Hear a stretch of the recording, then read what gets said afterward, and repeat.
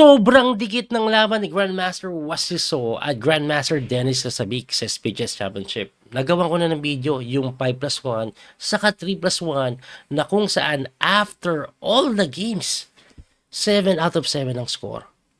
Ang tanong, sa bullet event, 1 minute plus 1, may makalamang na kaya? Aba, grabe po, no? Dahil bullet ito, hindi po natin i-analyze to ng malaliman, pero papanoorin natin ng live. Kasi 1 minute lang po ito eh.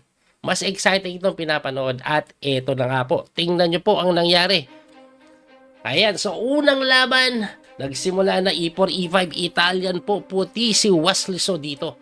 Itim naman si Dennis Sasabik. As you can see po, no, 7 all ang score nila. At ito ay maglalaban po sila dyan ng 30 minutes na bakbakan. So pag naubos yung 30 minutes, running time po yon, kung sino may mataas na score, siya na po ang panalo. Ayan, so mabilis sila pareho, no? Medyo mabilis na konti si Dennis Sasabik, pero mabilis din si Wesley, hindi naman masyado nagpapahuli. F5 or kinain lang ni West, no? Binuksan yung F-file. So nang gagawin, Rook E1 lang, open file. Ang laban po nila, ang daming tabla. Yung 7 out of 7 po na yan, 4 lang yung decisive, 10 tabla. Sobrang accurate po ni Dennis Sasabik.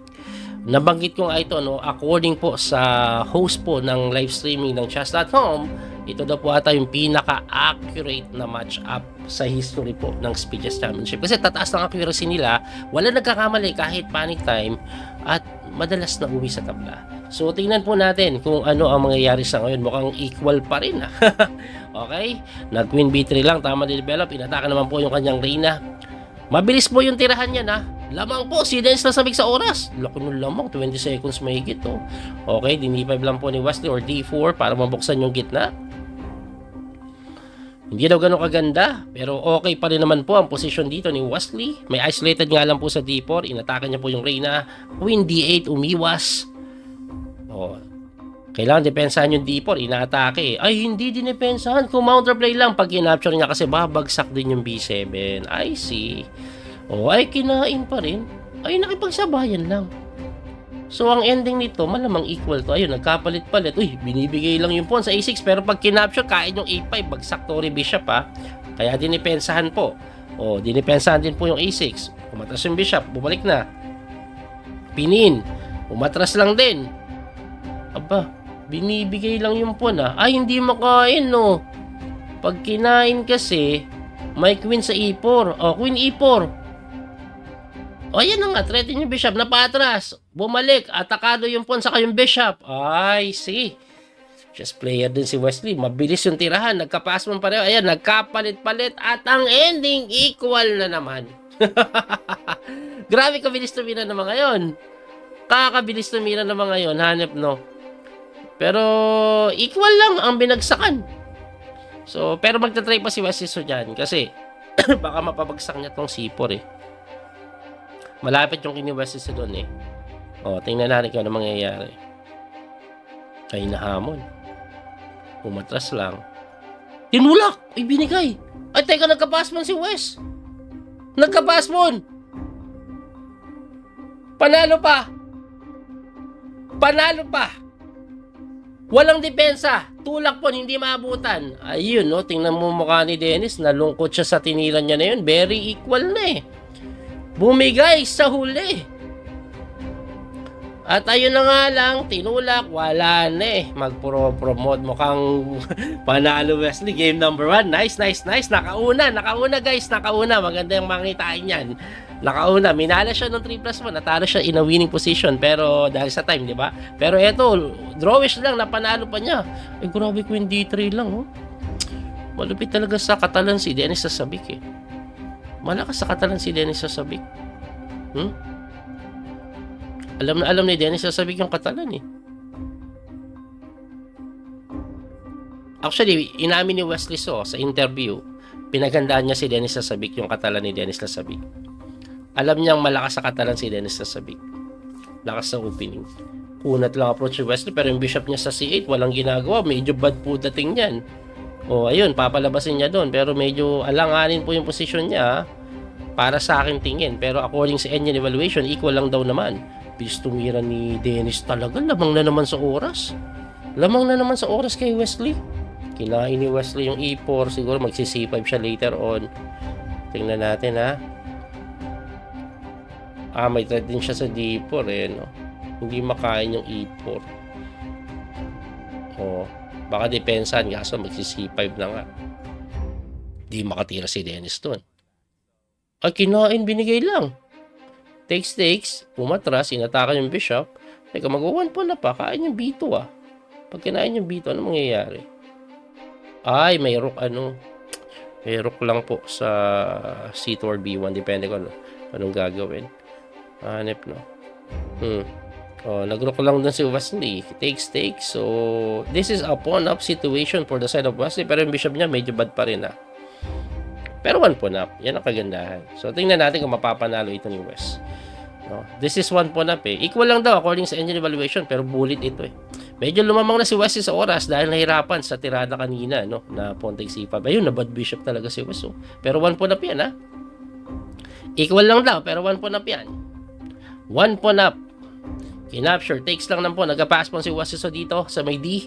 Okay, para magamit na yung bishop, itutulak siguro yung pawn. Bishop F4. Tinulak na nga yung pawn. Tinulak lang. Binibigay yung C6, pero yung pass pawn kasi hindi mo maabantayan Ayan, kinain na lang C6. I-endgame kaya. Hindi, kina-endgame nga. Okay. Ayun, ang threat ng bishop. Pwede din, bishop C4, bishop E6, bishop C4 Wala, grabe yung pass pawn. Lamang daw po dito ng konti si Wesley. At ayan na nga po, winning na daw. Actually, equal lang evaluation kanina. Mali ako sa sinabi. Bilang eto, nag-winning na. Because of that move, I think. Ayun, check Check na naman. Rook D3. Check ng pawn. Check ng pawn. Ayun na nga. Pasado kumain. Tapos bishop, ayun, bagsak yung tore. Wala Atake yung tore. Takbo lang, kahit saan. Basta ligtas sa lugar. Actually, yan lang yung ligtas na lugar na hindi makakain yung pawn sa dito. At ayun, isang tore ang kalamangan. Pero teka, may pass pawn Baka gumawa ng himala ito. Walang himala. 2-0 agad mga sir. Dalawang sunod. Grabe, alam niyo ba in-expect ko si Lasabic ang mananalo sa bullet? Kasi mas mataas nga rating niya kay Wesley sa bullet Mas mabilis yan Pero pinupugo siya ni Wesley ngayon. 2-0 na po. Ang next, kinakabahan talaga ako sa bullet na to. Alam ko, tatambakan siya nila Sabik sa bullet. Usually, yun ang mapipilig natin. Mga bata, mabibilis Pero Wesley's doing it, Binubugbog niya ngayon sila Sabik. 2-0 na po sa bullet event. And, linya po ito. Nalaro na ito ni Wesley na maraming beses. Ayan, castling lang. Binibigay yung pawn, pero babagsak din yung pawn sa D5. Kaya kakainin mo na yan. Linya to. Maraming beses na nilalaro ito ni Wesley. Alam ko, G5 nga yung tira dyan Magulo to pagka G5 Pero tingnan natin kung ano yung gagawin ni Dennis Lasabic kasi hindi po siya tumitira. Equal po ito. Maraming beses sa laro ito ni Wesley sa standard. May mga video analysis na ako na laro niya dyan. Kay Ding Liren, kay Hikaru Nakamura. Ganyan laro niya Inatake yung bishop, umatras lang. At mukhang nahirapan si Dennis Lasabic dun Ayan, di siya makatira At dako po, lamang na po si Wesley dito pagdating sa development at position daw. Ayun lane. Palit na yung Reyna. Papalit lang yung Reyna. Pinalit ang Reyna. Kining mo ban lang. Takbo yung bishop, of course, wag mo ibibigay. Umatake sa pawn pero didepensa lang yan. Malamang rook C1. And this is clearly better daw for the side of Wesley. Tumulak ng pawn para hindi makulong yung kabayo. Kukulungin yung kabayo kukulungin guys. Lamang daw si Wesley dito. Teka lang, may knight C4 Knight C4 pupuntahan nito. Knight C4, atakihin yung bishop pwede na ba F5? Kaya may knight C4 May knight C4 hitting the pawn and bishop. Yan muna para may tatakbuhan sa F1. Okay, just player din si Wesley So nakita niya magandang idea. In F5 lang para solid yung G4, hindi basta makain at hindi na makapag F5 ang white. Pero lamang daw si Wesley dito At pagdating naman sa oras, lamang din na kaunti, hindi po tambak si Wesley. So this is looking good for the side of Wesley. Pag napanalo niya to, 3-0 agad. Pag 3-0, mahirap na pong habulin yun. Kasi 30 minutes lang po ang bakbakan eh. So pag 3-0 ganyan, kahit puro tabla na ni Wesley, sure win na. Ayan, 1 point up na si Wes. Oh, 1 point up, pass pa sa queen side. Okay, tumakbo agad yung king, umiwas sa check sa 8-7, pero pwede ata chumik lang, o dumipensa, o at least active yung tore. Alright, yun, umatake sa pawn, tulak-tulak pawn yan. Knight tumalon lang, inatake yung tore. Pasado, rook sa F7 Anong gagawin? Ay, Knight G5, napakaganda, hindi makain. At ayun, bumagsak na naman ang isa pang pawn. Malinis na po ang king side ni Wesley So. 2 pawns up ito. Okay, binigay yung isang pawn, pero kailangan kasi ma-activate yung kabayo. Pinatake yung bishop. Check ulit. Ayan, ibabara malamang yung kabayo para hindi maitulak. Oy, kinapture na po yung bishop, and I think this is already winning for the side of Wesley. Another pawn, pero hindi. Ayan, binigay na lang. Oh, pero winning pa rin to kasi yung pass pawn, dalawa sa king side eh. Completely winning na po ito. Completely winning na. Ang oras na lang problema, 5 seconds, 4 seconds. Ayan, tulak na lang na tulak ng pawn mga sir. Okay, depensahan mo yung pass pawn para hindi na mabantayan yan. Inalalayan pa ng hari, katopan mo yung king, yung tore, tulak pawn, promote at sanggal. 3-0 agad. Grabe. At hindi na po natin itutuloy panoorin pa. Kasi ang nangyari po, stop na po natin ito, ayan po ang pinaka-final standing eventually, 12-10 in favor of Wesley. So, ang nangyari, natabla po yung sumunod na game, tapos nanalo ulit si Wesley. Pakita ko yung pagkapanalo ni Wesley sa isa pang game. Ito, ipakita ko. Hindi ko na po ni-record yun, pero pwede natin ito ipakita dito. Eto po, so natabla po yung game number 18, eto game number 19. Nanalo ulit si Wesley So dito at ang ganda po ng ginawang tactics ni Wesley sa uli. Bibilisan lang natin kasi bullet lang po ito eh. Ayan, ayan, bibilisan lang natin. Tingnan niyo po dito. Ayan, tingnan niyo yan. Pumunta lang, umatras, bumalik, kinapture, tinakes, pumunta po ng dito.